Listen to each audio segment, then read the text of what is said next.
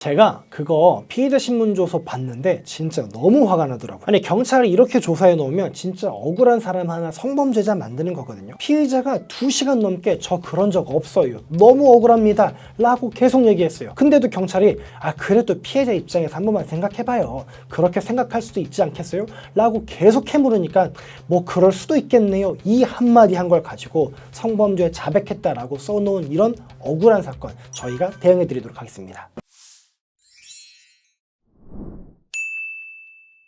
네, 여러분 안녕하십니까. 검사 출신 형사전문 변호사, 법무법인 A파트의 용성근 변호사입니다. 많은 분들이요, 간단한 사건이다 라고 생각이 되면 변호사 선임 없이 대비도 없이 경찰 조사를 갑니다. 그러면서 가서 그냥 있는 그대로, 사실 그대로 진술하고 오면 되지 라고 잘못 생각하시는 경우가 많습니다. 오늘은 그렇게 아니란 마음으로 조사받으러 갔다가 단순 폭행 사건이 경찰 조사 한 번에 강제추행 사건, 특히 강제추행 치상, 강제추행 상해 사건이 된 억울한 사건에 대해서 한번 설명을 드려보도록 하겠습니다. 자, 사실관계 먼저 설명을 드려보도록 하겠습니다. 50대 남성이요, 술 마시고 집에 걸어가고 있었습니다. 근데 앞서 가던 20대 남성이 뒤를 힐끗힐끗 쳐다보더니 왜 따라와요? 라고 소리를 질렀대요. 그러니까 50대 남성은 자기한테 하는 말인 줄 당연히 몰랐겠죠. 계속 갈 길을 걸어갔습니다. 그런데 20대 남성이 또다시 뒤를 돌아보며 왜 따라오냐고? 라고 소리를 질렀대요. 50대 남성이 내 뒤에 사람한테 한 얘기인가 하고 뒤를 돌아봤더니 자기 뒤에는 아무도 없더래요. 그래서 이게 나한테 하는 얘기구나 라고 그때 깨닫고, 아니 나도 우리 집 가고 있는 거다 라고 얘기를 했대요. 그럼에도 불구하고 20대 남성은 그 말을 믿지 않고 계속해서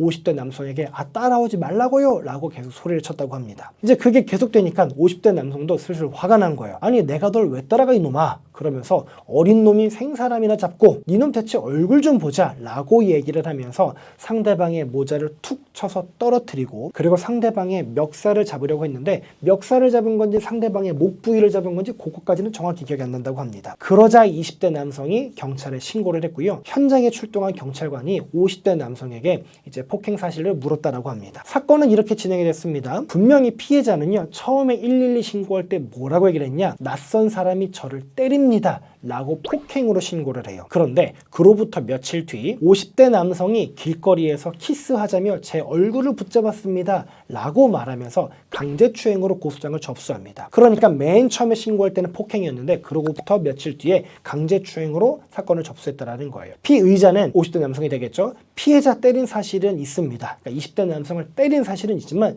추행한 사실은 죽어도 없습니다 라고 얘기를 했고요. 피의자는 조사 내내 키스하자라고 말한 적 없고 추행한 적 없습니다 라고 얘기를 했습니다. 근데 경찰 수사관은 아니 피해자의 멱살이랑 목 부위를 잡았는데 그러면 피해자 입장에서는 본인에게 입맞춤 한다 라고 오해할 수도 있지 않아요? 라고 물어봤대요. 그럼에도 피해자는 계속해서 아니죠 수사관님, 그전에도 분명히 서로 시비가 붙었고 언쟁이 붙었는데 제가 왜 갑자기 키스하자고 합니까? 라고 하면서 부인했대요. 그러니까 경찰관이 계속해서 아니 이해하는데 피해자 입장에선 그렇게 생각할 수도 있지 않느냐는 거예요. 물어봤대요. 그러니까 피해자는 자기가 경찰한테 뭔가 잘 보여야 된다 생각을 하고, 또 경찰이 계속 물어보고 똑같은 말 계속 물어보니까 예 그렇게 생각할 수 있을 것도 같네요 라고 한마디 했을 뿐인데요, 조서가 이렇게 작성됐답니다. 경찰이 이렇게 물어봅니다. 영상을 보면 피해자는 재차 몸을 피하는 피해자에게 접근해서 피해자의 얼굴을 향해 양손을 뻗는 등의 행위를 한 것으로 보이는데 피해자는 피해자를 추행할 의사가 지속적으로 있었던 거 아닌가요? 그러니까 이렇게 대답한 것처럼 써놨습니다. 추행이라는 단어가 머릿속에서조차 평소에 생각해보지 않은 단어고,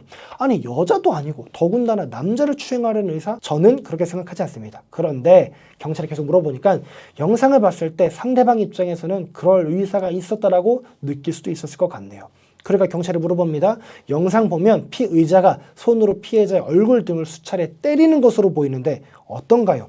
제가 잘못됐다고 생각합니다. 일그러진 제 기억 속에는 없었던 일인데 제가 저에게 유리한 부분만 기억한 것 같습니다. 이거 하나로 폭행이 강제추행 치상으로 바뀌었습니다. 자, 피의자의 2가지 잘못이 있습니다. 첫 번째는 뭐냐? 고소장에 대한 정보 공개 청구도 없이 경찰 조사를 갔다라는 거예요. 그러니까 이 피해자는 뭐라고 얘기하냐면요, 저는 당연히 폭행 사건으로 조사받는 줄 알았어요. 근데 막상 가서 보니 심지어 처음 조사할 때는요, 폭행 사건에 대한 질문이었대요. 그런데 조사 진행하면서 보니까 점차 강제추행 얘기를 하더라라는 겁니다. 그래서 억울해하면서 대답했는데 그럼에도 이렇게 억울하게 조사가 완료가 됐다라는 겁니다. 그런데 고소장 받아보면 강제추행 치상으로 사건이 접수가 되었고, 실제 피의자 신문조서 맨 앞부분에도 강제추행으로 사건 조사 진행한다라고 되어 있거든요. 그러니까 간단한 사건이라고 해서 변호사 없이 조사 받으러 가는 거 거기까지 오케이. 근데 최소한 뭐는 해야 되냐? 고소장에 대한 정보 공개 청구. 내가 어떤 혐의로 조사를 받는 건지 그것 정도는 확인하고 가셨어야 됩니다.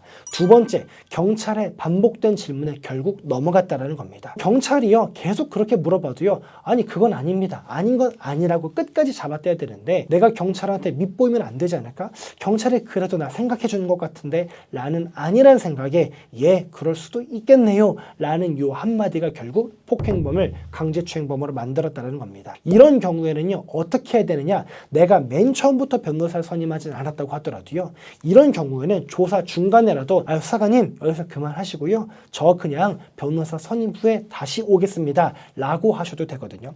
더 이상 아무런 답변도 하지 마시고 중간에 조사를 끊으시고 변호사 선임 후에 다시 오겠다 라고 하셨어야 되는데 거기까지도 가지 못하고 1차 조사를 마무리했다는 게 저에게 너무나 불리한 그런 케이스입니다. 오늘은요 안일하게 생각해서 강제추행범이 된 사건 한번 살펴봤습니다. 아무리 간단한 사건이라도요 경찰 조사 받으러 가기 전에는요 변호사 선임은 안 해도요 변호사랑 상담 정도는 받아보고 가시는 게 좋을 것 같습니다. 오늘 영상 보시고 이런 억울한 일 없으시기를 꼭 부탁드리겠습니다. 시청해주셔서 감사합니다.